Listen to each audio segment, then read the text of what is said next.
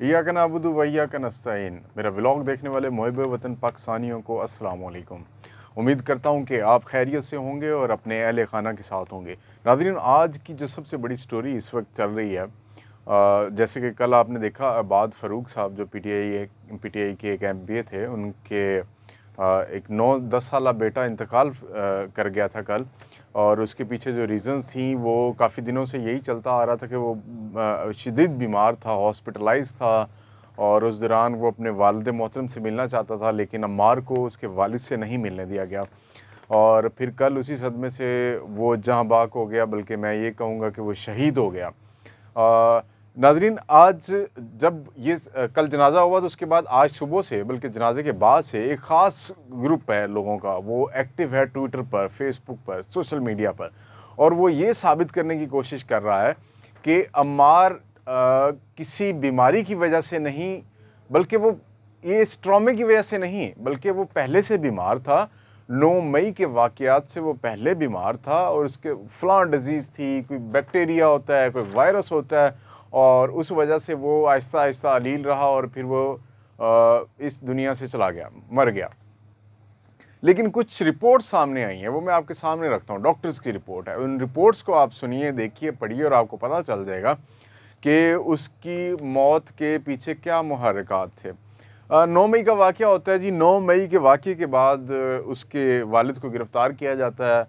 अबाद फ़ारूक जब गिरफ़्तार होते हैं तो उसके बाद उनकी जानिब से बाकायदा एक प्रेस कॉन्फ्रेंस भी की जाती है। प्रेस कॉन्फ्रेंस में वो पीटीआई से अलहदगी का ऐलान भी करते हैं, अपना टिकट भी वापस कर देते हैं।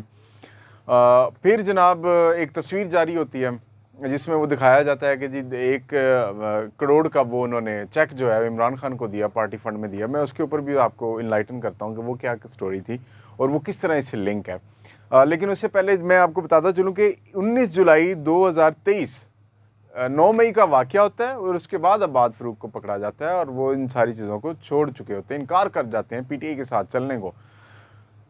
31 जुलाई 2023 को अबाद फ़ारूक साहब का बेटा अम्मार, डॉक्टर ज़ियाउर रहमान साहब की रिपोर्ट है जी, वो उसमें उनका मेडिकल चेकअप होता है। जब से वो बीमार हैं तो उनको मुख्तलिफ हॉस्पिटल्स में दिखाया जाता है, डॉक्टर्स के पास लेके जाते हैं, तो वो उसके ऊपर एक रिपोर्ट लिखते हैं। और वो रिपोर्ट में क्या लिखते हैं कि जी ये जो मसला उनके साथ चल रहा है ये कोई 2 से 3 माह पहले का है। अब आप कैलकुलेट कीजिए, 31 जुलाई से मई, जून, जुलाई, 31 जुलाई 9 मई को ये वाक़या हो रहा है, तो वो एग्जैक्ट उन्हीं डेट्स को मेंशन कर रहे हैं जो डेट्स 9 मई के करीब आपको नज़र आएंगी। उससे पहले आपके पास किसी डॉक्टर की रिपोर्ट है तो वो सामने लेके आइए, जिसमें डॉक्टर ये बता रहा हो कि उसको फ़लाँ ट्यूबरकुलोसिस, पता नहीं कौन कौन सी बीमारी है। आपके पास किसी डॉक्टर की रिपोर्ट नहीं आएगी। अच्छा जी, फिर उसके बाद उसमें उन्होंने क्या लिखा हुआ है जी, उसमें बिहेवियर इशू लिखा हुआ है, उन्होंने मेमोरी इशू लिखा हुआ है, परफॉर्मेंस इशू लिखा हुआ है, स्पीच लॉस लिखा हुआ है। मतलब उन्होंने you name it, any kind of disease या कोई प्रॉब्लम जो आपको फेस करनी पड़ती है जब किसी ट्रॉमा के साथ होती है।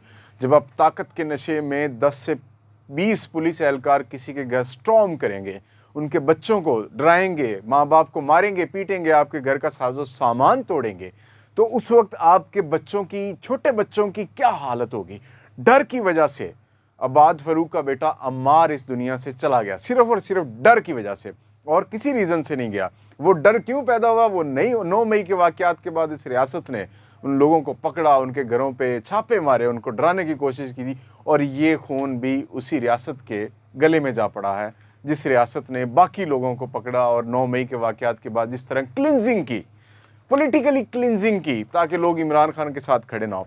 अब लोग ट्विटर पे, फेसबुक पे, सोशल मीडिया पे प्रोपेगेंडा कर रहे हैं कि जी ये देखें 1 करोड़ रुपए का चेक दिया जी अबाद फ़ारूक ने इमरान खान को और किसी अच्छे हॉस्पिटल में इलाज नहीं करवा सका। उनसे जो बन पड़ता था, जैसे पड़ता था, उन्होंने किया, उन्होंने हर सूरत में उसका इलाज करवाने की कोशिश की, लेकिन जिस तरह पुलिस ने जिनके घर, जिन्होंने छापा मारा उनके घर, उन्होंने जिस तरह ट्रॉमाटाइज किया, जिस तरह उनको डराया, और जिस तरह रियासत ने प्रोहिबिट किया उसके वालिद को उससे मिलने से, काश कि आप अगर उसको मिलने देते, कुछ दिन के लिए मुलाकात हो जाती, शायद वो बच्चा रिकवर कर जाता और वो आज ये दिन ना देखना पड़ता, ये एक और खून रियासत के गले में जाके ना पड़ता। अब मरीम नवाज़ को रिहाई मिली उसकी वालदा के इंतकाल पे, नवाज शरीफ साहब को मिली, शहबाज शरीफ साहब को मिली, क्या आप एक दिन के लिए उसको रिहा नहीं कर सकते थे, उसके वालिद को? अच्छा चलें, छोड़ें इस बात को। कल इंतकाल हुआ उनके बेटे का, तो जैसे ही जनाजा ख़त्म हुआ पुलिस ने फ़ौरन उन्हें पकड़ लिया और अरेस्ट करके दोबारा वापस ले गए।